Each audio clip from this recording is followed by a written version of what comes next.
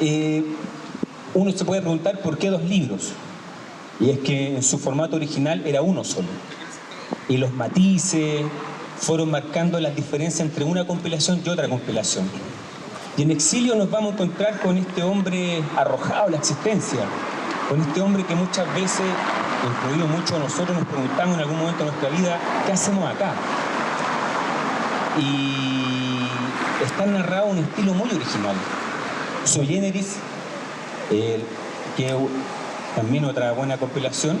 Ahí nos encontramos de alguna otra forma con estos mitos que han estado dando vuelta por el inconsciente colectivo de la humanidad, la cosa del jardín del Edén, el Tarita Dios, este señor de barba. Entonces, de alguna otra forma, lo que nos presenta Francisco Godoy es una forma de ir de alguna otra forma repensando esto que se ha venido ya por miles de años plantando en nuestro inconsciente. La primera vez que leí estos cuentos los encontré originales. Francisco, como el buen médico que es, ocupa mucho la sátira, que es su bisturí, con el cual le hace cirugía. Y de alguna otra forma la sátira, más allá de entretenernos y reírnos, muchas veces nos va mostrando ciertas críticas o muchas veces nos muestra lo que no queremos ver. Así que, sin más preámbulos, los voy a dejar con Francisco Pérez Godoy, escritor de acá de la Quinta Región y médico. Muchas gracias, Juan. Gracias a las personas que están escuchando esto y a los que están al Centro Radiológico, al de Especialidades Médicas. Tenía muchos pacientes de acá a quienes estimo mucho y uno que otro va todavía a mi oficina de Viña. Así que tengo bonitos recuerdos de este lugar.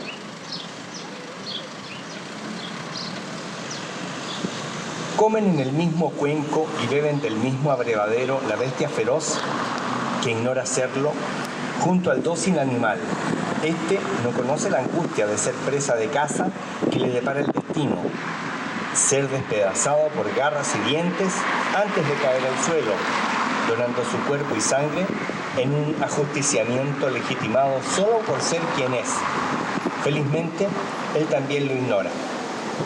Hermanados en su calidad de criaturas como el bien y el mal, que son una sola cosa en nuestra pueril inocencia. Eso es de Exilio y otros cuentos. Aprendí a leer en el silabario del Pato a los 6 años. En blanco y negro la portada mostraba a un niño, una niña, un perro pequeño y arriba de todos el pato. Ver para leer era el eslogan que acompañaba este libro. Este hecho fundamental, portentoso descubrimiento, iguala al lector a Colón con su descubrimiento del Nuevo Mundo, a Champollion y el descifrado de los jeroglíficos egipcios. Y así, humilde y glorioso, el silabario se convierte en perfecto símil de la piedra Rosetta, llave maestra para ingresar al nuevo mundo de la palabra escrita. La palabra hablada, consubstancial al humano normoyente, es la mitad de su capacidad de expresión y consagró la tradición oral en los pueblos antiguos, permitiendo que perdurara el conocimiento, la experiencia, tradiciones, la historia y también, como dijo Juan, las historias. Recuerdo el ejemplo de mi padre, Luis, quien gustaba de escribir cartas al diario, en este caso el diario Labrador de su amada tierra natal, Melipilla. Pronunciaba además sentidos panegíricos en el Cementerio General de Avenida La Paz de Santiago o el Católico de calle Recoleta, frente al Quitapena, mi barrio de origen. Él hablaba acerca del insondable misterio de la muerte, con ocasión del sepelio de amigos y antiguos compañeros de su pueblo natal. En mi caso, aunque la escritura siempre golpeó a mi puerta bajo la forma de algunas cartas al diario también y algunas reflexiones aisladas, comencé a escribir sistemáticamente entre el 2005 y el 2007, siendo los primeros escarceos relatos extensos, algunos de tinte erótico, los que presenté a un paciente amigo mío, Luis Soto Escobillana, un profesor de literatura de la Universidad de Playa Ancha, que ahora permanece en el recuerdo, quien me indicó que mis textos tenían mérito literario. Ese fue el primer acicate que me impulsó para continuar en esto.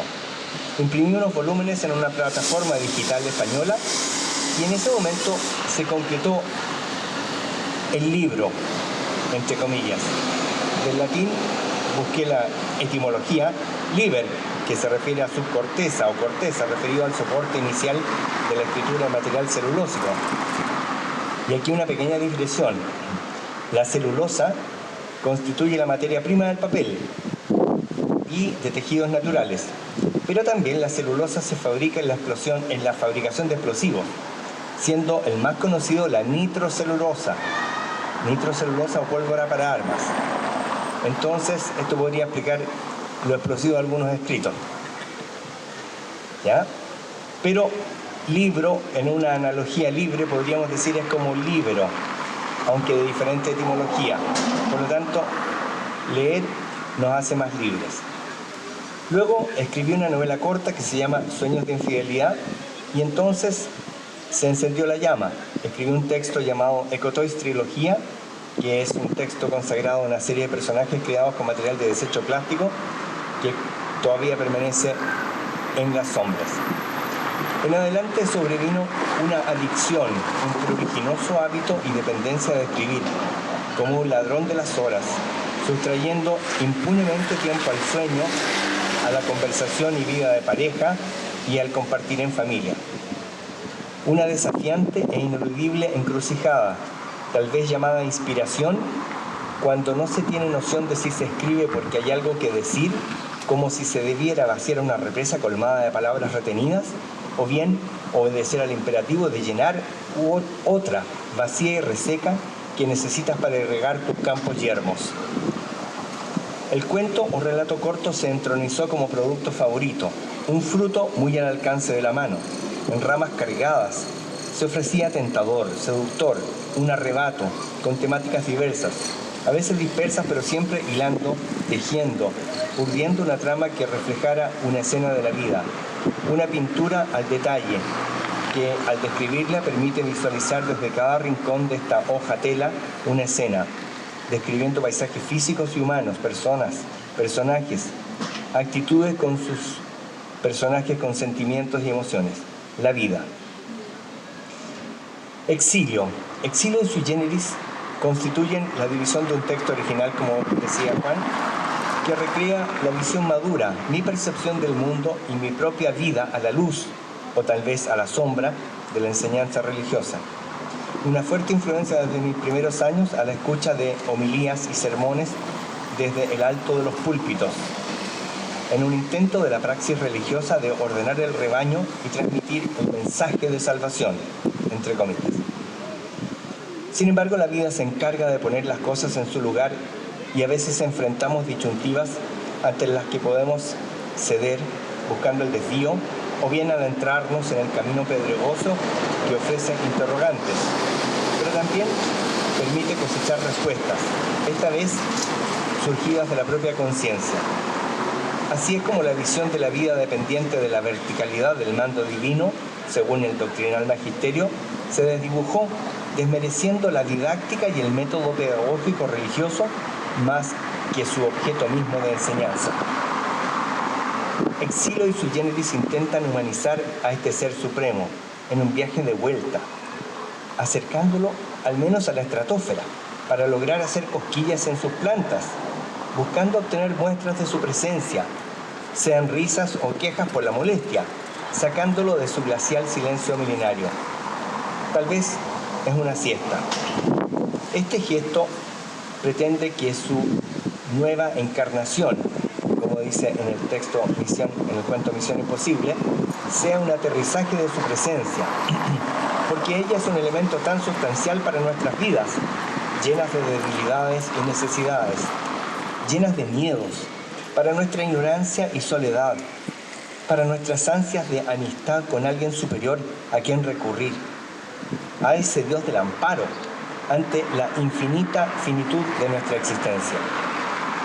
Una voz satírica, alegórica y a veces infantil interpela esa presencia fría, dura y castigadora de antiquísimo catecismo e intenta asimilar al divino a sí mismo, una unicidad de padre e hijo, y pretende convertirlo en aquel que ahora, personalmente, como uno solo, va en busca del otro, del creado, aquel a quien puede llamar compañero, amigo, familia, marido, mujer, amante, y también enemigo.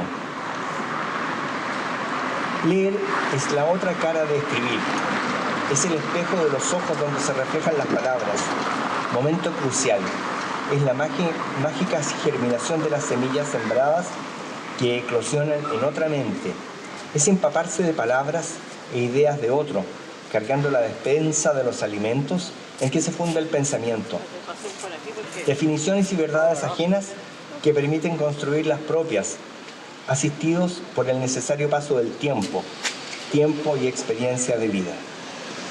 Leer no es solo conocer autores y sus obras, poder hablar de ellos, ser culto y enriquecerse.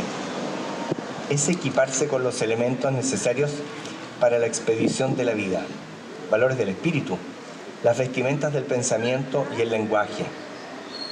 Es la linterna que nos ilumina el camino, a veces oscuro y riesgoso, de nuestra vida personal, de nuestras decisiones, de nuestros dilemas vitales, para mantenernos con apego y amor a la verdad, a la justicia, a la honestidad, que son los bienes que serán la única garantía de satisfacción cuando nuestra mochila ya esté vacía al final del camino. Hoy busqué las esfinges por todos lados, en el huerto completo, y parece que realmente se fueron, lo que me parece increíble. Aquí tenían de todo: comida, agua, mascotas, y hasta podíamos entretenernos juntos. A mí me gustaba la idea de jugar con ellos, no como si fueran mis muñecos, al correr, pillarse, adivinanzas, cantar, dibujar, hacer castillos de arena, en fin, tantas cosas divertidas.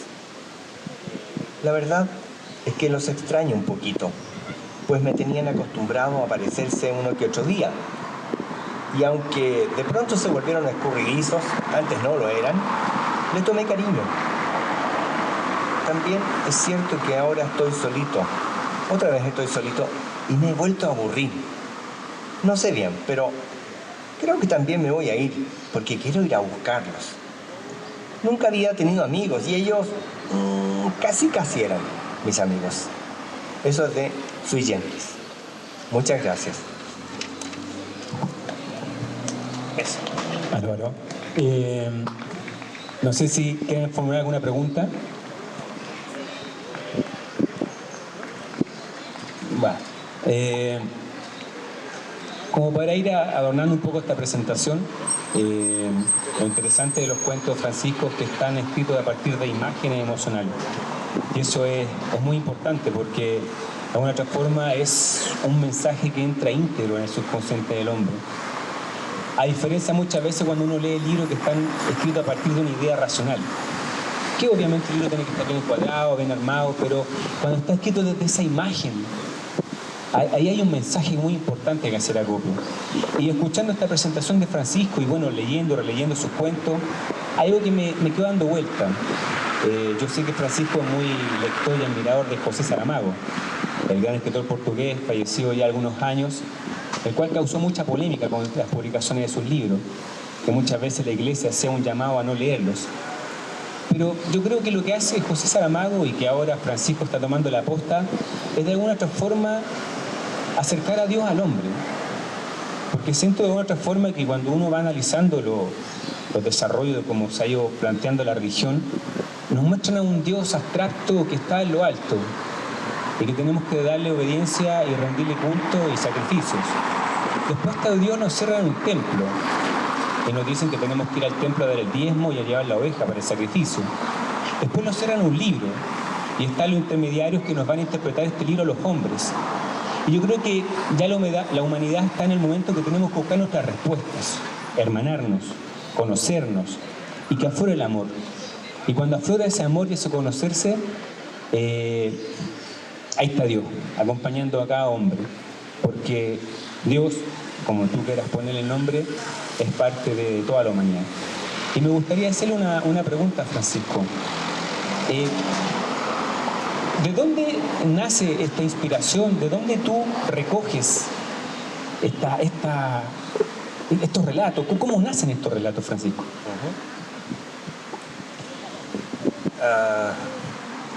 Bueno, yo creo que el crear estos relatos al menos en mi caso personal, tienen mucho de lo que tú dices de estas imágenes que están grabadas como un montón de postales, un montón de álbum fotográfico que está desde muy precozmente en mi vida grabado, así como un diaporama. Y algunas de ellas llaman especialmente mi atención, algunas por sucesos de connotación feliz, favorable, y otras por sucesos más aciagos, momentos distintos, momentos difíciles durante mi vida. Por ejemplo, recuerdo perfectamente que al momento de cumplir 7 años, yo vivía en ese entonces todavía en un lugar en Santiago, por calle Santa Rosa, en unos huertos frutales. Era un ambiente bastante campestre. Iban a celebrar mi cumpleaños de 7 años y de alguna forma yo me sentía tan pleno con los 7 años. Sabía leer, podía correr, me subía a los árboles a buscar los mejores duraznos. Teníamos un perro que se llamaba Pillín, igual que uno de una tira cómica. Podía jugar con los patos y las gallinas que criábamos. Metía los pies a una acequia que había, ya no tenía miedo de caerme. Tenía un mundo que era un pequeño paraíso. Pero además yo me sentía con una capacidad de comprensión y una capacidad de expresión, de relación, no solo con mi familia, sino con la naturaleza, con el entorno. Sentía un encaje y un afiatamiento con el medio, pero también conmigo mismo. Intelectualmente, lo que puede discernir un niño de 7 años, que creo que en algún momento llegué al cielo y era tal mi sensación de plenitud que dije, me gustaría tener siempre 7 años. Y eso, bueno, eso yo creo que es una experiencia vital que retrotrae mi mente a esa admiración por todo. O sea, creo que, la verdad, el hecho de que exista este planeta, esta roca que acumuló agua, que puede haber venido, ¿no es cierto?, de cantidades de cometas que cayeron acá y que se mezclaron, que el hidrógeno, ¿no es cierto?, el nitrógeno y el carbono se dieron cita y en una especie de cópula universal generó un soplo de vida, sea Big Bang, sea Dios, no sé, haya dicho Hawking, sea esto, Newton o quien sea, y que exista ese pasto y que se siga alimentando por siglos de los siglos de la tierra y que siga habiendo viento y que podamos escucharnos y hacer todo esto, es un milagro, es un hecho inédito.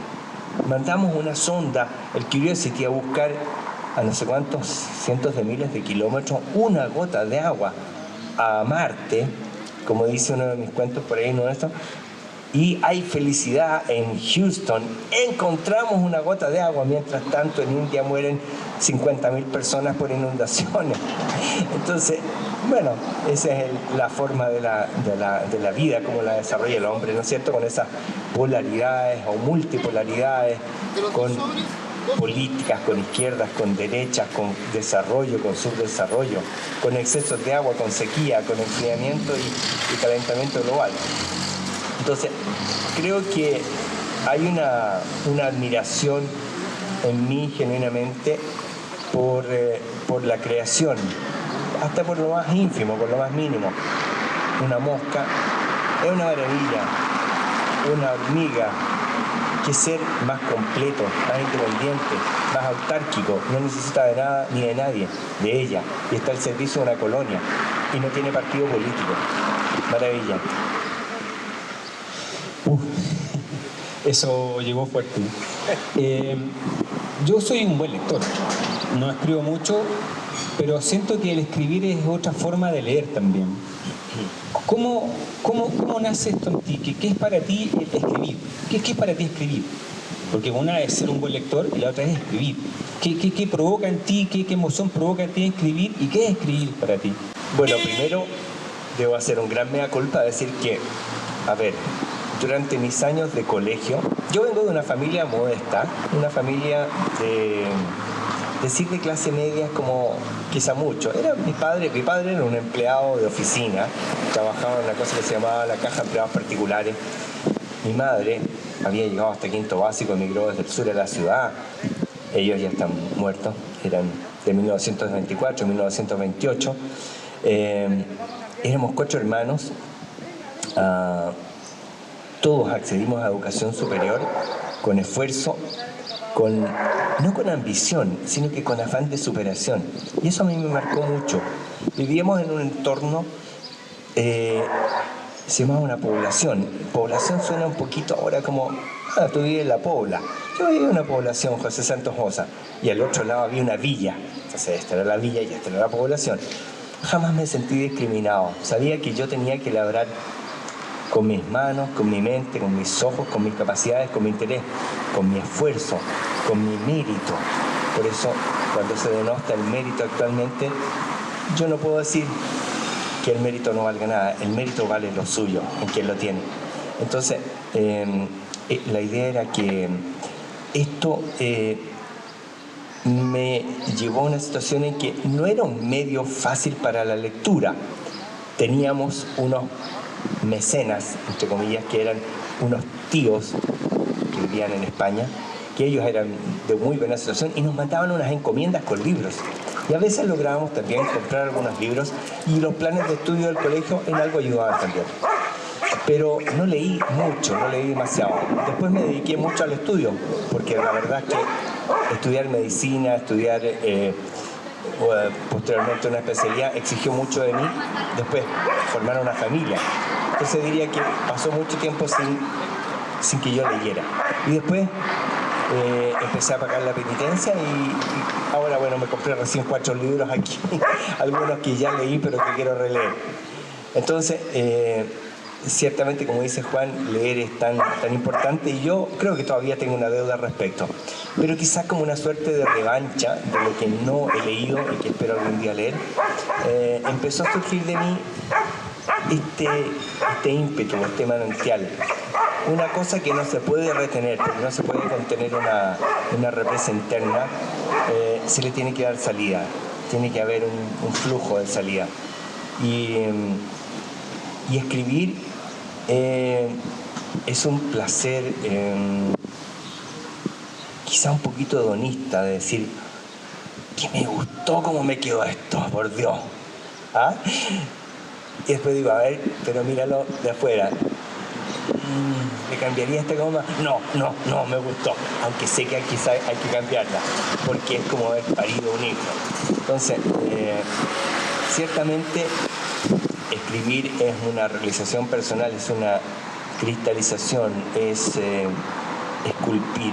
Es esculpir y después de esa escultura de repente agarra el cincel y le quieres dar un toquecito más y ¿no es cierto?, a tu personaje dejarlo perfecto.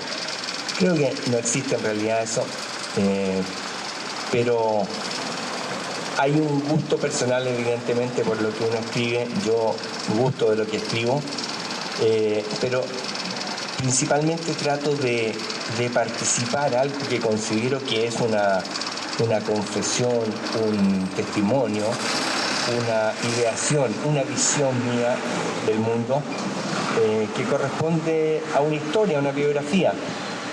Casi todo lo que se escribe, casi todo lo que yo escribo es biográfico, sea autobiográfico o de la biografía de otra persona, y obedece a esas imágenes, a esas inspiraciones, a veces a ideas, pero como dice Juan, muchas veces están plasmadas en estas visiones, en estos momentos, en esa cara, en esa expresión. Para mí escribir puede parecer exagerado, pero es como respirar, es como comer, es como alimentarme, porque es una necesidad básica. Y bueno, creo que es un don, una gracia, no sé, pero también es una dedicación y un trabajo, porque hacerlo significa necesariamente sacar de este lugar tiempo, nuestro único y más sentido y querido bien, el tiempo. Bueno, muchas gracias, Francisco. Y antes de finalizar la presentación, si alguien quiere adquirir el libro firmado por el autor, quiero hacer un llamado en esta hermosa ciudad de Quillota. Hoy en día se lo habla mucho del desarrollo económico, todos estudiamos, nos especializamos en algo para ganar la vida, pero para mí hay algo que es muy importante. Todo desarrollo económico tiene que ir de la mano de un desarrollo cultural. Si no van de la mano, se provocan desnivelaciones y la violencia. Cuando no hay un desarrollo cultural, cuando la cultura se deja de lado, aflora la violencia. Andamos con miedo en las calles. El miedo pulula por las ciudades. Por eso es importante la cultura. Y yo creo que es la forma de que cada uno de nosotros podemos afectar el mundo, es la cultura. Compremos libros. A los niños regalémosles libros. Regalemos libros esta Navidad. Es muy importante leer. Esa autoeducación, esa autorreflexión, esa capacidad que nos da la lectura de desarrollar la imaginación, la fantasía. Y la imaginación es el gran poder que tiene el hombre. Y eso, no quería despedir esta presentación sin hacer ese llamado a la cultura, a leer, a visitar los museos, las librerías, la feria del libro.